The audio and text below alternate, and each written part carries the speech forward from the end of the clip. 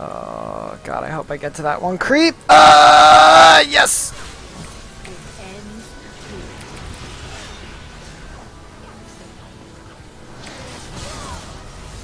Okay.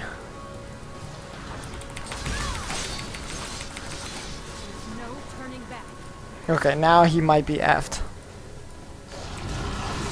Okay, or I will. Oh, this is gonna suck! Oh no, it's no, no, no, no, no, no! No! Come on! No! Son of a bitch! Oh, Morgana, you missed! Just hold and you're good, you'll kill him. Oh my god, if you fucking don't kill him, I'm gonna be so mad. Oh my gosh. Oh my gosh, the pain and the suffering! And you might be dead. Or you might be alright. You might be okay. Oh my god, oh my god! No!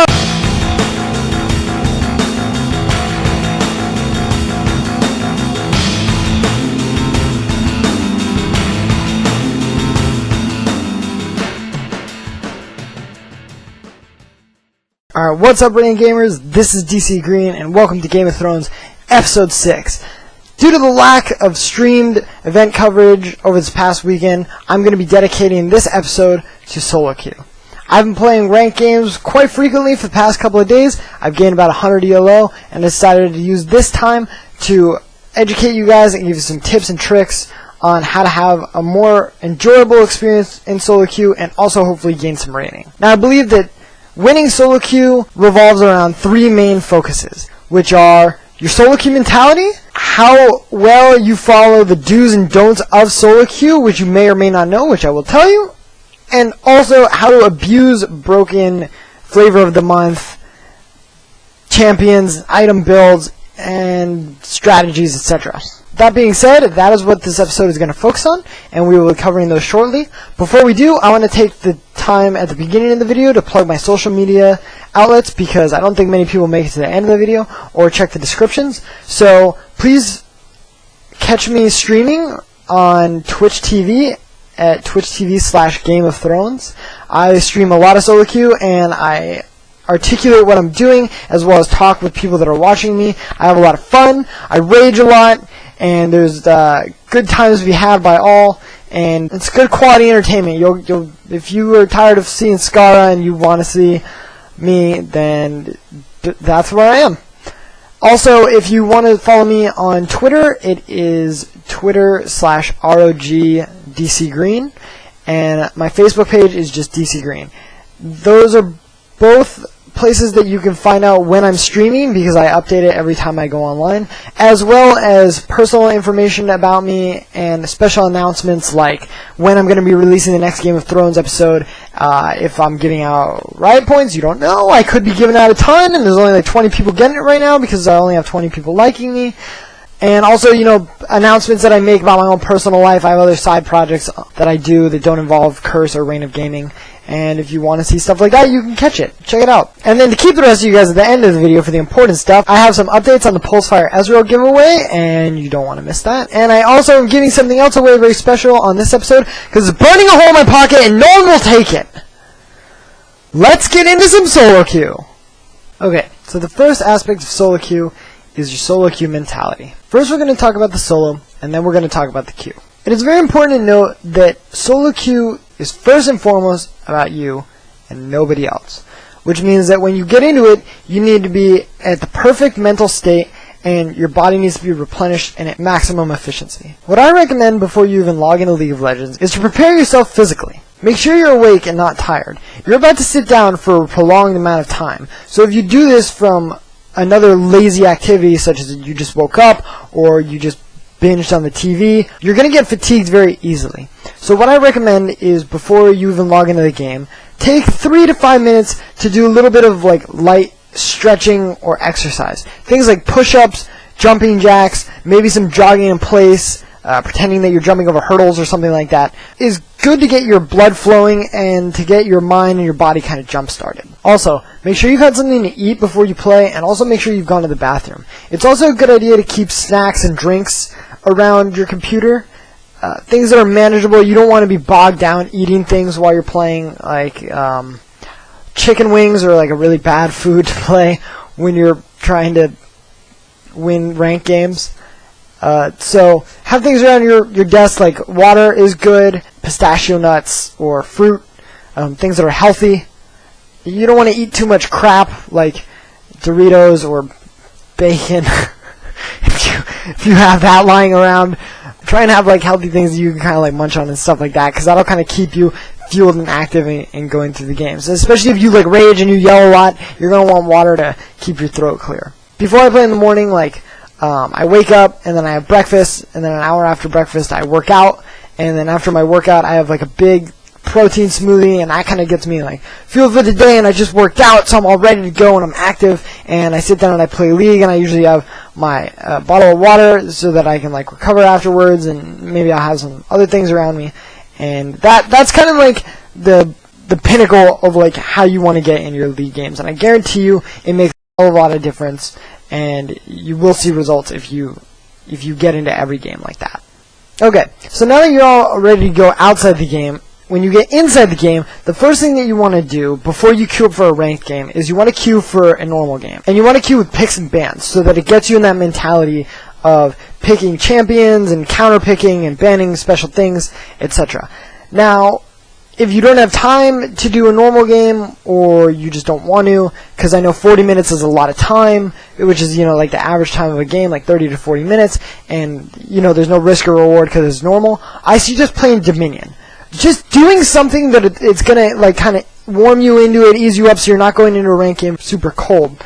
You want to do something that's gonna get you in that League of Legends mood. I think Dominion is a good alternative to actually playing a Summoner's Rift game, and not a lot of people use Dominion, and it's really like underutilized. But to be honest, you're just going in and you're just fighting for 20 minutes, and that's a really good way to kind of get you in that mindset of like wanting to win and that lust for battle.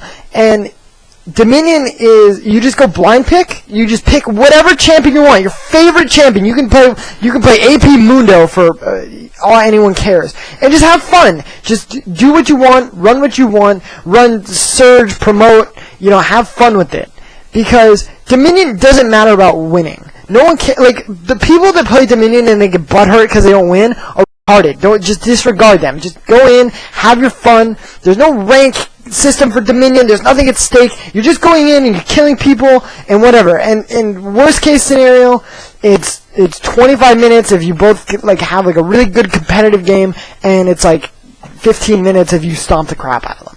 So just do that, have fun. It'll get you warmed up and it'll get you prepared. So to recap, the solo portion of your mentality is that you want to get your body active and refreshed and fueled for gaming, and that you also want to break your skills into being able to play League of Legends competitively. And the reason that you want to do this is because you want to get an edge over your opponent. If the game that you go into, the guy that lanes against you, if the guy laning against you woke up from a coma and now he's just eating a ton of babies and he's drinking blood, and he just goes into a game without warming up, he's going to be at a significant disadvantage, playing against you, especially because there's probably police outside of his house and helicopters flying and stuff. So the whole point is that you want to get an edge over your opponent, because solo queue is all about the way that you perform, and so you want to be performing at your maximum efficiency. Okay, so now since we've talked about the solo part, namely you, we need to talk about the queue part, which is your team. You need to realize that right after you hit the play button, there's another button that you willingly have to hit that says match me with teammates. Now, the word teammates is very vague, and there are a lot of hidden variables, so we're going to analyze that really quick. Teammates at this point are players that are going to be near your current assumed level of skill based on previous matches. So you're going to be playing with people that are worse than you and people that are better than you sometimes. So you can't bitch because you hit that button knowing what you're getting into. A lot of people phase that out. Everyone thinks that they hit that button and it says match me with the members of TSM. And it doesn't. That button might as well say match me with the worst, dumbest people that have ever played League of Legends, the most unskilled bastards you can find. Then times that by 10, give them a Bosnian internet connection, a keyboard with only Chinese characters on it, and the emotional threshold of a fetus. Because that's what you're getting paired up with. Okay? Think about that. And now that it's all out in the open, and we realize who we're queuing with, just let it sink in, and then just be like, alright, whatever. Who cares? Let's just worry about me. My rating does not reflect them. When you look at your little panel with the rating on it, that's not the rating of your whole team. That's your rating. So you need to focus on you. And you gotta try and be a good team player and coerce them to winning with you. You have to work with them. They're your team, despite how inbred and other things they might be. A lot of people like to go into solo queue with a very vigilante mentality. They like to think that they're Batman, that they're the most badass motherfucker ever, and that they're going to carry the whole game by yourself. But remember, sometimes Batman has to work with Gotham Police, and they're really stupid, and they really have crappy equipment compared to him. They're driving cars that might as well be pulled by horses, and he's got a tank, and in the new one it flies. They've got guns that can only shoot rounds, and meanwhile in your garage you've got a gun that can shoot bullets through brick walls, and a butler and a computer that can map the explosion trajectory and get fingerprints. The point is sometimes you save 2 boats of people by yourself, and then sometimes Harvey Dent dies when you're working with Gordon, and then you have to flee for 2 years till the sequel. The other thing that I want to mention is that not only do you have to work with your team, but pressing that button that says matching with teammates does not just give you the right to yell at people and to bitch them out and to trash talk them and to just be a genuine jackass and an ungodly bastard that makes the game really terrible to play, or a troll, or any of that other stuff. Just you don't have any right to do that, and neither do they. And that's, like I said before, you have to take a high road mentality when you play in solo queue. And so my golden rule, the number one rule that I do in solo queue, and the number one rule that I have in solo queue, alright, that I always follow, that I will never break, because there's a lot of other ones that I break, but I never break this one, is never press enter. Don't fucking do it. I know you want to. I know you want to be like, God damn it, Mundo, why are you getting a World of the Ancients? Don't do it. Don't tell anybody that their item builds are wrong. Don't tell anyone that don't tell anyone they're retarded. Don't tell anyone that they're missing CS. Don't call people stupid. Don't try and bring up their religion. Pretend you're on a date with these people, and don't do things that you wouldn't do with your date. Compliment them.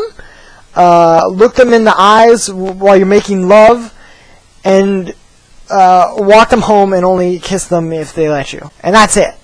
Honest, don't push enter. Because what happens is if you go, hey, your item build is shit, what they're going to do is they're going to stop whatever they were doing because you've provoked them, and now they're typing away and not focusing on the game. So not only have you lowered the total combined skill of your team by you typing yourself and him typing, you're also going to sever and hemorrhage everyone else, because there's going to be someone that agrees with Will of the Ancients Mundo, and there's going to be someone that agrees with you saying shit.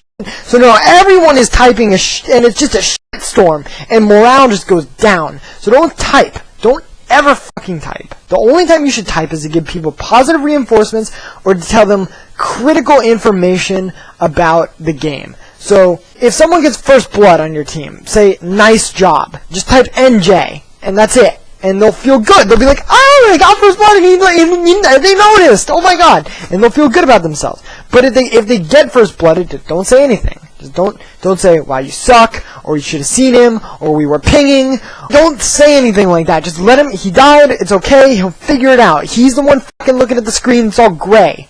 The other thing you should type if you're the jungler, you're like, I'm gonna gank top. Get ready. Where are the wards down bottom? I'm gonna put a warded dragon. Don't put a warded dragon, because I'm gonna put a pink warded dragon. Dragon respawns at 19 minutes, or their red buff respawns at 21 minutes. Everybody go for Vladimir. Even though that's a really bad idea. Things like that. Type things that are cohesive to winning. Do not try and bog down your team. It accomplishes nothing.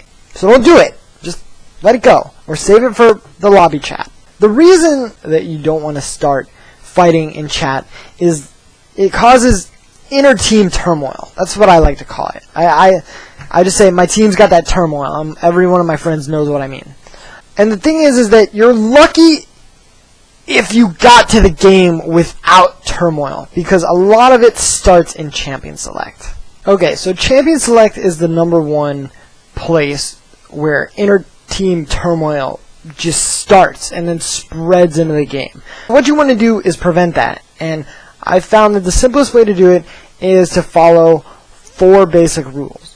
#1, you want to say hello to your team and give off a nice friendly vibe, because there's a good chance that people will respond to this and they will also say hi back, and then it will get your team productively talking about what roles they would like, what champions they want to ban, etc. The second thing that you want to do is you want to ask if it's possible that you can get XYZ role. You never want to type like middle. You always want to type something like, "Hi guys, exclamation mark, happy face. I would like to jungle if it's possible, happy face." And that's it. By the time that it gets to you and you didn't get jungler, oh well, tough shit. Like, it'll happen. Most of the times you're not going to get the thing you ask for. It's solo queue. You just got to deal with that.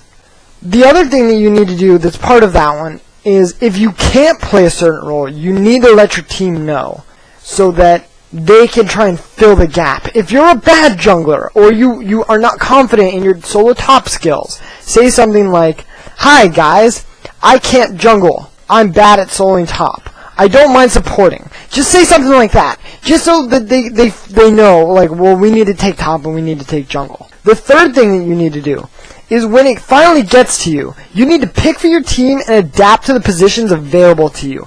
Don't fucking pick middle when someone already picked middle, even though you called it. It doesn't matter. Let them have it. Just let him have it. Because he's a stubborn asshole, and he really wants the middle. Okay? So just let him do it. The worst thing that you can do is butt heads, because there's a 50-50 chance he wins middle. If you try and pick another champion that also goes middle, and then you clash, you just destroyed your team from the start.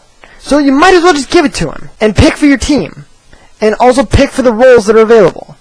And my best advice to you is if you suck at jungling and they give you the jungler, then have like some runes and like a hero that you can play decently well in that role, and just hope for the fucking best. Or just dodge, because dodging is available now. And then the fourth rule after all that is just sit back and shut the fuck up and wait for the game to load, alright? Don't say anything else. You say hello, you ask for a role, and that's it. You just shut up. Don't say anything to provoke people. Don't press enter. It applies both in Champion Select and in game.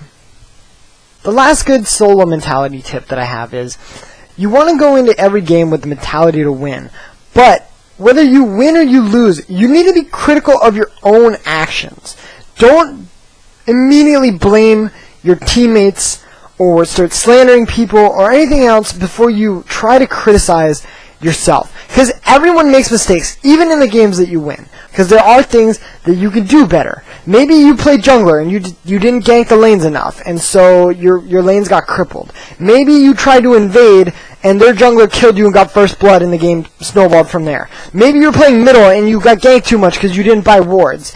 Maybe the middle wandered bottom and you didn't follow them, and so they got a double kill, and then they killed the tower, and then they got dragon, and from then it was just like, oh shit, we can't do anything. Maybe you were playing Soraka bottom lane as support, and you were throwing a banana and trying to silence somebody and be aggressive, and your lane partner is Ashe and she's not trying to be aggressive, and then you realize that Corki just can turn on Gatling gun and murder you, and your heal's on cooldown, and then Janna comes in and tornadoes you, and you die, and you were gonna die anyways because you had Ignite on you, but you flashed, so now your flash is off cooldown, and so while you're dead, and you gave first blood to Corki, the wave pushes to your tower, and then by the time you res and run back, the AD carrier is done farming everything in the tower, and they're like, well, I gotta go fucking buy Dorian's Blade because he's farmed now, and so you come back to lane, and you're like, you have no idea what's going on because you were dead, and you're like pissed off that you gave first blood, and you don't know that Corky and Jen are still hiding in the brush, and then they kill you again because you don't have flash because you used it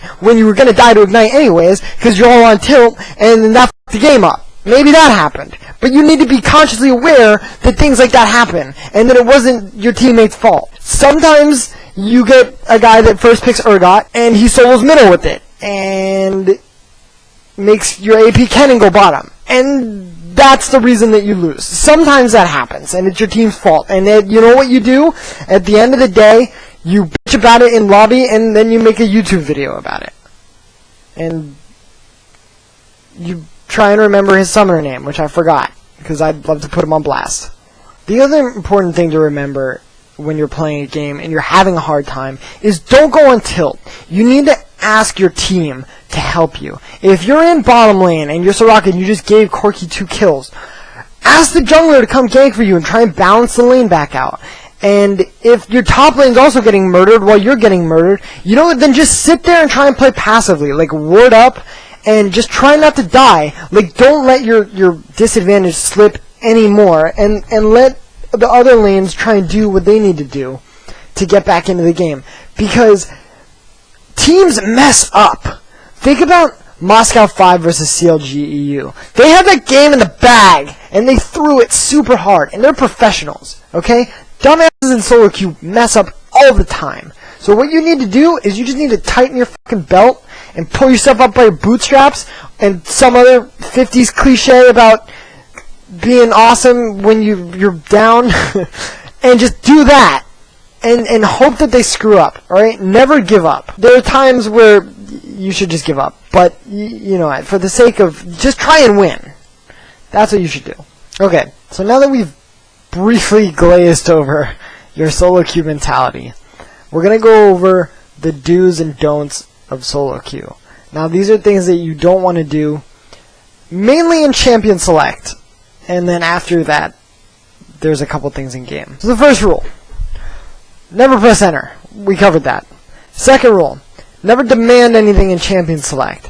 Ask for it, but anticipate being ignored, because that will happen.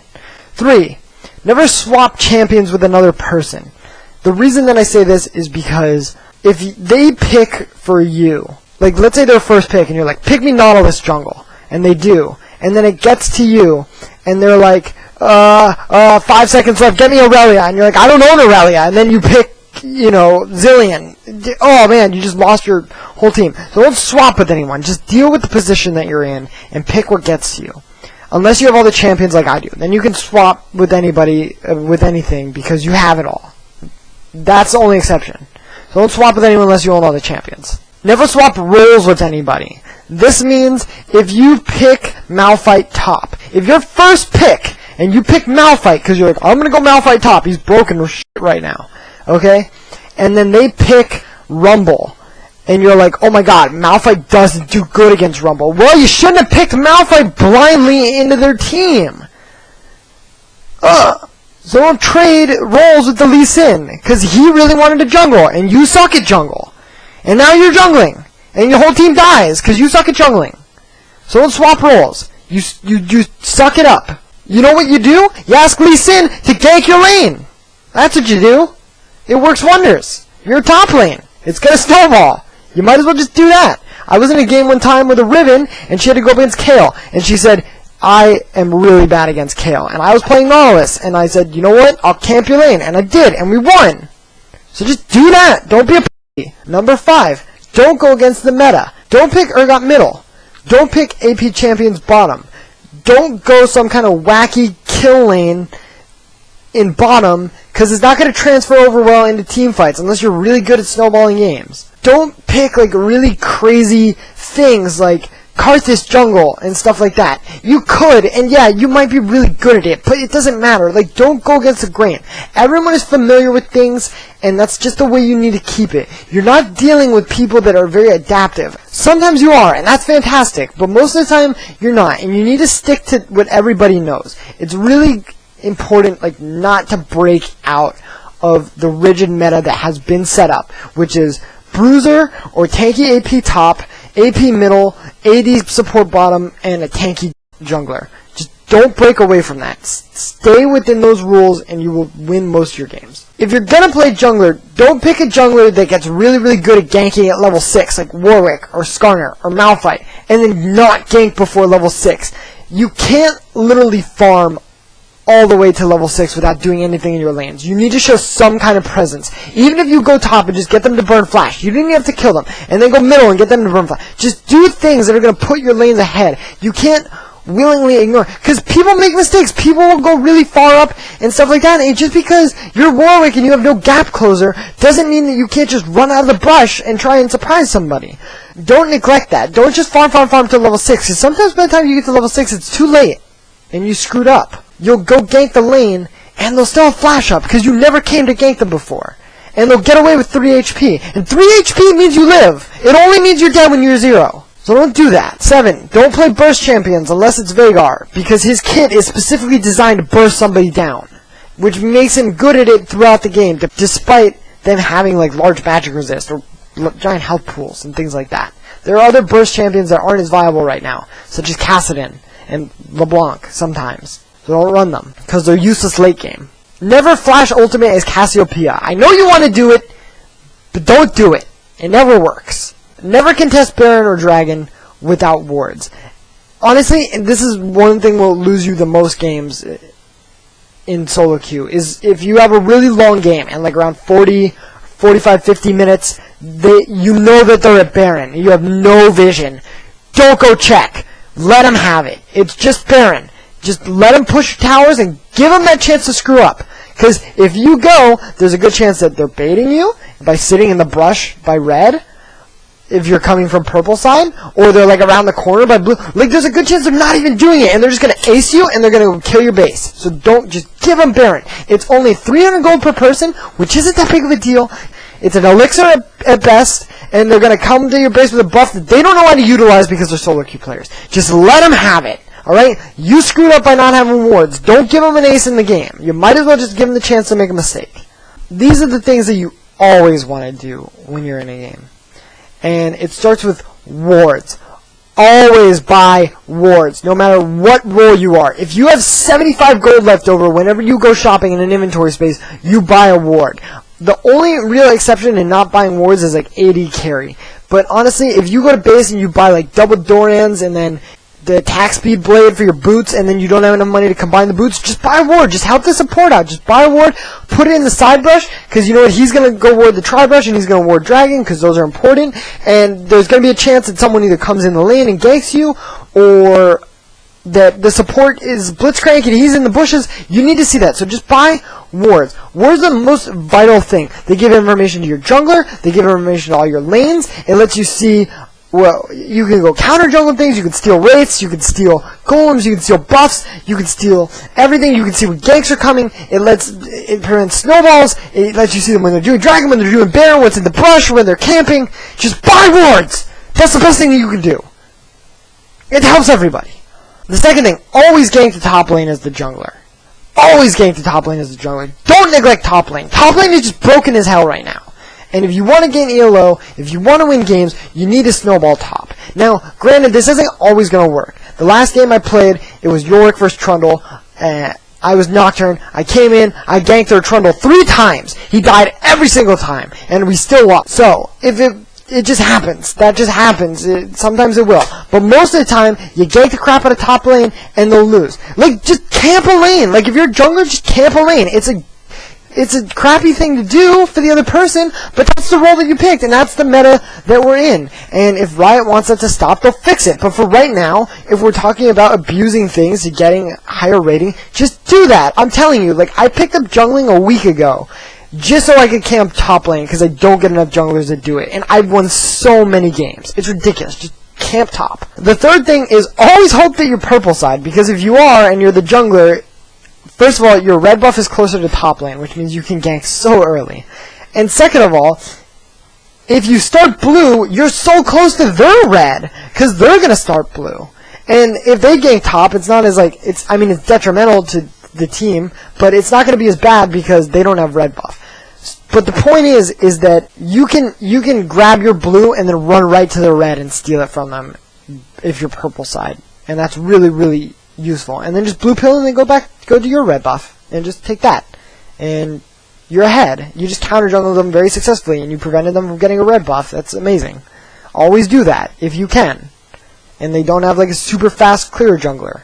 Finally, the third thing is what you should be abusing right now in solo queue. Like what's ridiculous. And based on things that I've seen in this high 1600s to 1800 range, gank top. But I already covered that. Jungling is the best thing that you can do right now to raise your elo. It gives you the most control over the game because you get to affect all your other lanes.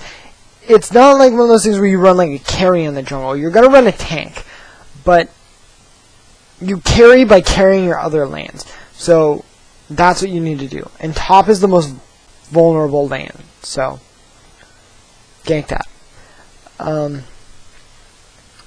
Jungling aside, the best heroes, in my opinion, right now for each role, for middle, Karthus, and he never gets banned.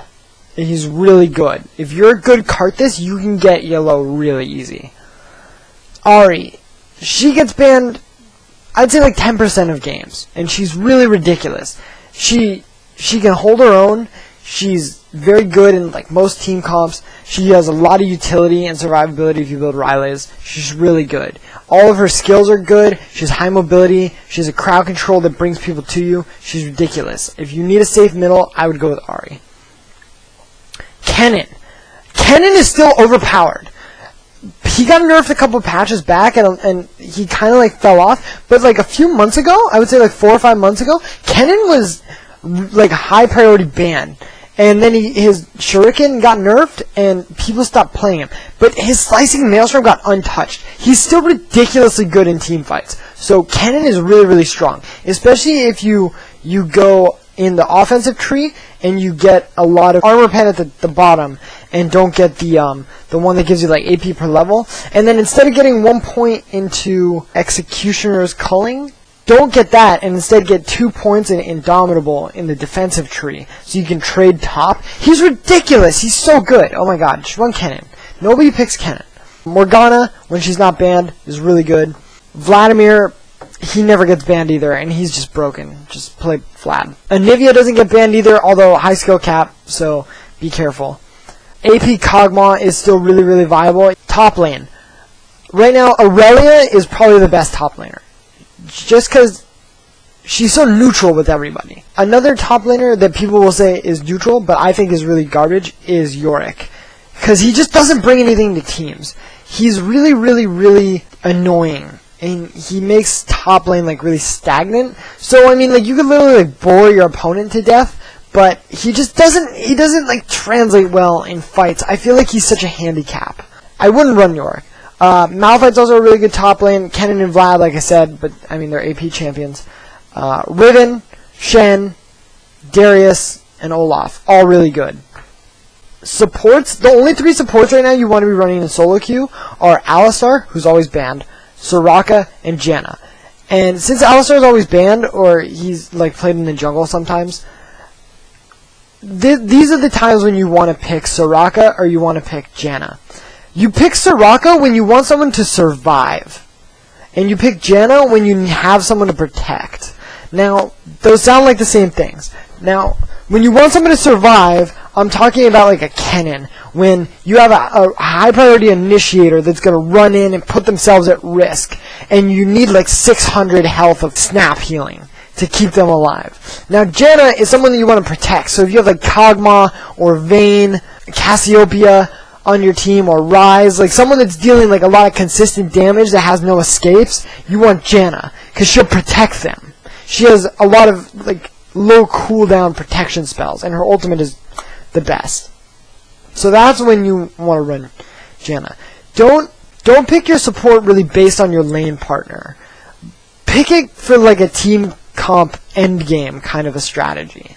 You can literally get through the laning phase with anybody if you buy enough wards and play smart. So don't like try and don't like oh, we got Corki, so I need to go in aggressive support. I'll pick Leona. No, just go, like, Corki can escape.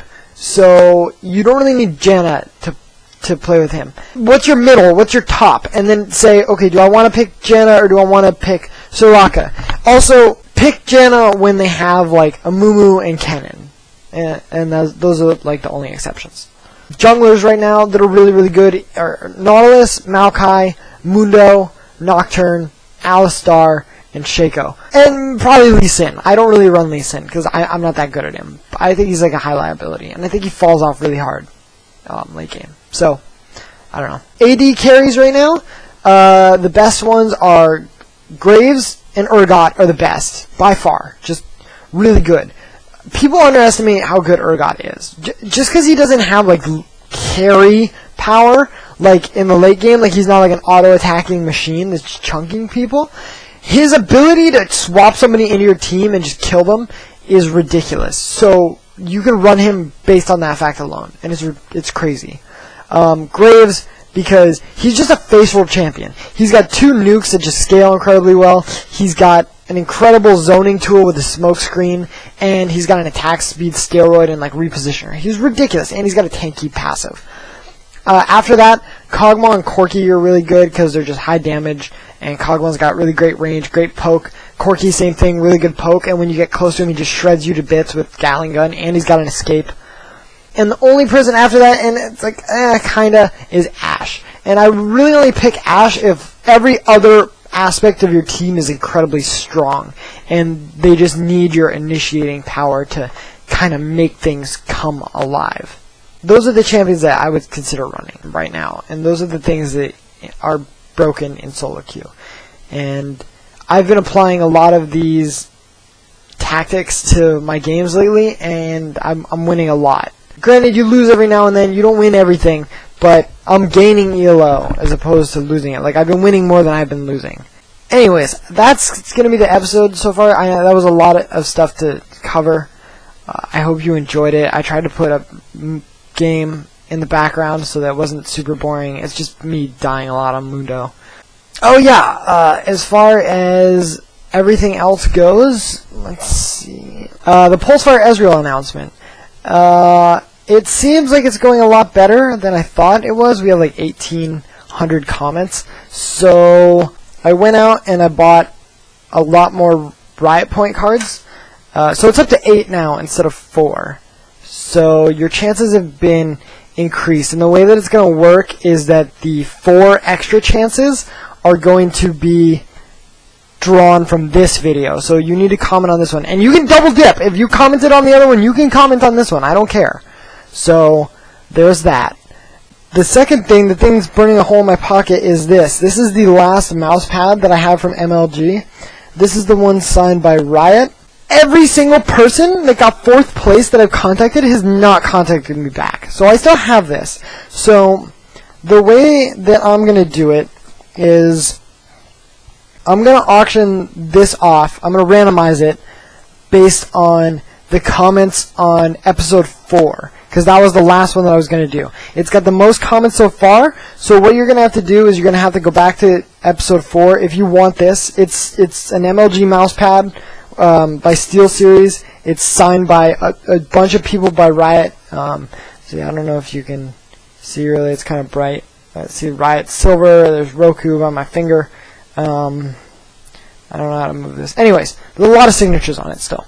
So to get that, you need to go to episode 4, comment on it, and if I contact you, you need to be subscribed to the channel, and you have to have a screenshot. You also have to be in the United States. I can't be sending stuff like across the seas. We had one guy that won who was in Singapore, and it was going to cost $150 to ship the mousepad to him, and so unfortunately, I had to re-randomize them, and somebody else got it. But anyways, so mousepad's up for grabs. 4 more Riot cards for the Ezreal skin, and that's pretty much it. I'm going to plug my Twitch TV channel, Twitch TV/Game of Thrones, my Facebook, which is DC Green, and my Twitter, which is ROGDC Green. Make sure you follow, like, and